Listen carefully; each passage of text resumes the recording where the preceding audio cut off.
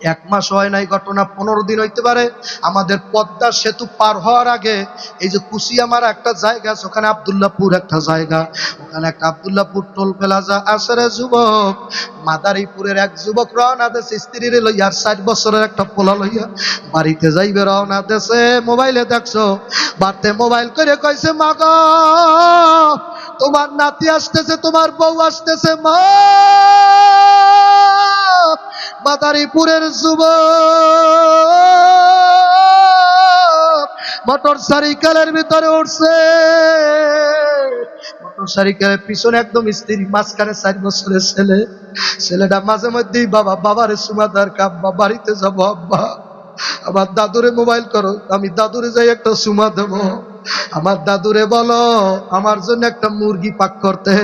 আল্লাহ ওদিকে নাতির জন্য দাদু মুরগি পাক করিয়া রেডি। আব্দুল্লাহপুর টোল প্লাজায় যখন ঢুকলো, ওই টোলের ভিতরে যখন নাকি মোটর সাইকেল ড্রাইভার ওই ছেলের বাবা যখন টোল প্লাজায় টোল দেবে 4 বছরের ছেলেটা ডাক দেখ, আব্বা টোলটা আমার হাতে দেওয়া, আমি টোল দেব। ওই যে বাবা শেষ টোল দেওয়া কে জানতো রে যুবক?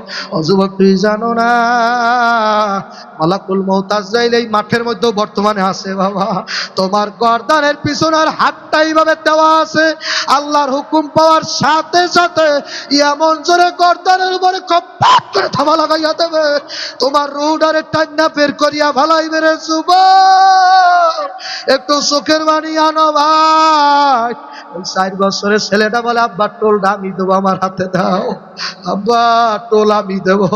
আল্লাহ ছেলের হাতে যখন টোল দিয়া ভালাইলো, ছেলে এখন টোলের টাকা না, টোলের আল্লাহু আকবার ওই বাক্সের মধ্যে দিয়ে দিল।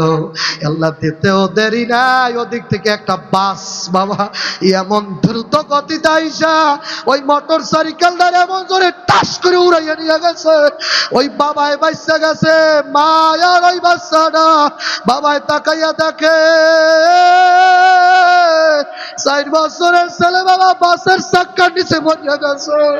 চাক্কার নিচে বইরা ডাক দেয়, আব্বা আব্বা আর বাড়ি যাওয়া হইল না, আব্বা আর বাড়ি যাওয়া হইল না, আব্বা আব্বা গো। কার মরণ কোন জায়গায় লাগছে বাবা তুমি জানো না, আমি জানি না। ওই 4 বছরের ছেলেটা এক চাক্কার নিচে, ওর মা আর একটা চাক্কার নিচে পড়ে গেছে। এখন ডাকে আর কয়, স্বামী গো। ওই মায় ডাক দিয়া কয়, স্বামী গো আমার দিকে চাইও না, আমার বাচ্চাটারে ধরো। ওরে মা আমার দিকে চাইও না, আমার পোলাটা ধরো। ও মা ও মা ও মা আমার দিকে চাইও না, আমার পোলা ধরো। তুই যে মায়ের এত গালিগালাজ করছো, ওই মহিলা পুরে পুরে চাই হইল এই যে পাগলের সিনা। 21 দিন জিকির করার পরে আল্লাহর বান্দার গায়ের ভিতরে জ্বালা উঠে গেল, জ্বালা সহ্য করতে পারে না, নদীর কাছে গেল। আল্লাহু আকবার আল্লাহ। নদীর কাছে যাইয়া যখন নাকি পানির মধ্যে এই কবজি বরাবর ডুবাইয়া দিল, সাথে সাথে বাবা এই কবজি পর্যন্ত জ্বালা ঠান্ডা হইয়া গেল। পাগলায় পানি উঠাইয়া মুখের মধ্যে দিল, মুখের জ্বালা বন্ধ। নাকের মধ্যে দিল, নাকের জ্বালা বন্ধ। চেহারার মধ্যে দিল, চেহারার জ্বালা বন্ধ হয়ে গেছে। এবার পাগলার আর বুঝতে দেরি নাই, মাওলায় আমারে ধরছে, মাওলায় আমারে কবুল করিয়া ফেলাইছে। আল্লাহু আকবার। অর্ধেক উজু করাইয়া গেছে, এখন ডাক ডাকা মালিক আর উজু কি করব, একটা লাফ দিয়ে পানির মধ্যে পড়িয়া গেছে। গোসল দেয়ার কয়, মালিক রে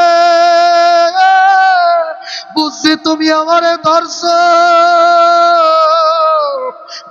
জিকির করতে কইছে, আমি জিকির সারি নাই। ও মালিক আমি জেনাও চালাইছি, জিকিরও চালাই গেছি, গুনার কাজও করছি, জিকিরও চালাই গেছি। এখন আল্লাহর ওলির দোয়ায় আমার শরীরের ভিতরে আগুন জ্বালা শুরু হয়ে গেছে। উযু করার পর গোসল করে যাই উঠলো, এখন দেখ পুরো শরীরে ঠান্ডা হয়ে গেছে। মসজিদে যাইয়া নামাজে দাঁড়াইয়া গেল, লম্বা একটা জুব্বা কিনা মাথা একটা টুপি দিয়া পরের সপ্তাহে আল্লাহর ওলি বড় পীরের দরবারে যাই দাঁড়াই গেছে। বড় পীর সাহেব ডাক দেখা, বাবা তুমি না বলছো তুমি জীবনে মাথায় দেবা না, নামাজও পড়বা না। কলে হুজুর আপনি আমার জুতা দিয়া ফিরান। আমি মাওলার জিকির করতে করতে করতে করতে করতে করতে আমার কার মধ্যে মাওলায় আগুন লাগাইয়া দিয়েছে, সহ্য করতে পারি নাই রে। আমি আমার মাওলারে ছাড়তে পারবো না। আল্লাহ তুমি আমার মাওলার লয়ে তারপর যুবক মাওলার কবরে যাও। আল্লাহ নবী নিজে বয়ান করছে কোন কোন কবরের মধ্যে নাকি একটা না দুইটা না 99টা সাপ। আল্লাহ ভাই দুনিয়ায় তো কত সাপে কামড় দিলে মানুষ মারা যায় ভাই, মানুষ বাঁচেও না। আর কিতাবের মধ্যে লাগছে কবরের মধ্যে এক একটা সাপের 2টা করে মাথা থাকবে বাবা। আল্লাহ যারা বেনামাজি নামাজ পড়বে না তাদেরকে সুজা আকরা নামে একটা সাপে বাজান পেঁচাইয়া পেঁচাইয়া ঘাড়ের মধ্যে কামড়াইবে, কল্লার মধ্যে কামড়াইবে, কোমরের মধ্যে কামড় দেবে বাবা। কেমনে সহ্য করবি? মনের বুঝা ওরে মান কি লইয়া মাওলার কবরে রওনা দিস বাবা। 1 মাস হয় নাই ঘটনা, 15 দিন হইতে পারে।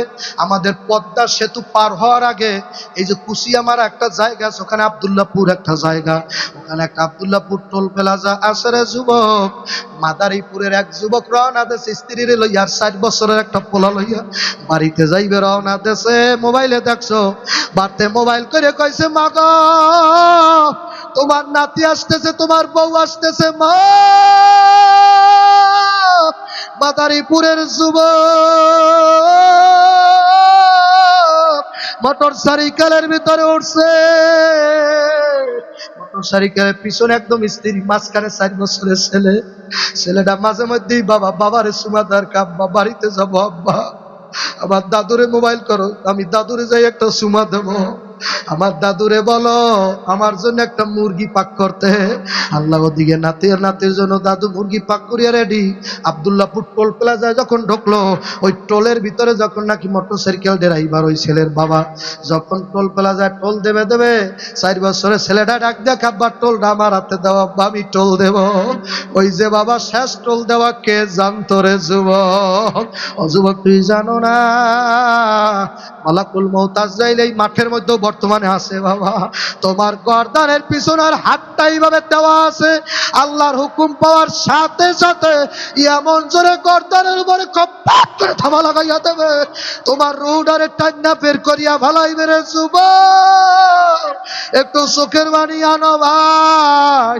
ওই 4 বছরের ছেলেটা বলে আব্বা টোলটা আমি দেবো, আমার হাতে দাও আব্বা টোল আমি দেব। আল্লাহ ছেলের হাতে যখন টোল দিয়া ভালাইলো, ছেলে এখন টোলের টাকাটা টোলের আল্লাহ একবার ওই বাক্সের মধ্যে দিয়ে দিল। আল্লাহ দিতেও দেরি নাই, ওদিক থেকে একটা বাস বাবা এমন দ্রুত গতিতে আইসা ওই মোটর সাইকেলটা এমন জোরে টাস করে উড়াইয়া নিয়ে গেছে। ওই বাবায় বাচ্চা গেছে, মা আর ওই বাচ্চাটা বাবায় তাকাইয়া দেখে 4 বছরের ছেলে বাবা বাসের চাক্কার নিচে বইয়া গেছে। চাক্কার নিচে বইরা ডাক দেয় আব্বা আব্বা। আর বাড়ি যাওয়া হইল না আব্বা, আর বাড়ি যাওয়া হইল না আব্বা। আব্বা গো কার মরণ কোন জায়গায় লাগছে বাবা তুমি জানো না, আমি জানি না। ওই 4 বছরের ছেলেটা এক চাক্কার নিচে, ওর মা আর একটার চাক্কার নিচে পড়ে গেছে। এখন ডাকে আর কয় স্বামী গো। ওই মায়ে ডাক দিয়া কয় স্বামী গো আমার দিকে চাইও না, আমার বাচ্চাটারে ধরো। ওরে মা আমার দিকে চাইও না, আমার পোলাটা ধরো। ও মা ও মা ও মা আমার দিকে চাইও না, আমার পোলা ধরো। তুই যে মায়ের এত গালি গালাজ করছো, ওই মহিলার মনেই নাই বাবা। যাই একবার ডাক দিবি মা। ওই মহিলা 32টা নালের দুধ তোরে খাওয়াইছে রে বাবা। আল্লাহর কসম বাবা, এই রংপুর এলাকায় মাহফিল করতে গেছিলাম, কুড়িগ্রাম নাগাল্লা কুড়িগ্রাম বাবা। আবার আমি আল্লাহ বগুড়া মাহফিল করতে গেছিলাম। এক লোক বলে হুজুর আমাদের এলাকায় এক ছেলে মদ খাইয়া মায়ের বাবা বুকের উপরে লাথি মারছে বাবা, বুকের উপরে লাথি মারছে বাবা। ওই লাথিটা আমার বুকের উপরে যখন পড়ছে, আল্লাহ এমন আল্লাহ জোরে লাথিটা পড়ছে, একটা চিৎকার মারিয়াই মার জায়গায় মারা গেছে। মরার আগে কইছে বাবা রে আমার আল্লাহ তোরে সুখে রাখবে না। একটা লাথি এমন জোরে মারছে, জায়গায় মারা গেছে আর কয় আল্লাহ তোরে সুখ দেবে না বাবা। এই কথাটা বলিয়া যাইতে 15 দিন হয় নাই বাবা, ওই ছেলে অন্য মানুষের হাতে বাজান খুন হইয়া গেছে বাবা। মায়ের দোয়া কারেন্টের মতো গতিতে লাইগা যা। এই মাঠে যারা মা হারাইছে তাদের দিকে চাইয়া দেখো। আমি জানি না কার মার কবরে জানি এখন আগুন চলতে আছে বাবা, কার আব্বার কবরে জানি বাবা ওই 99টা সাপে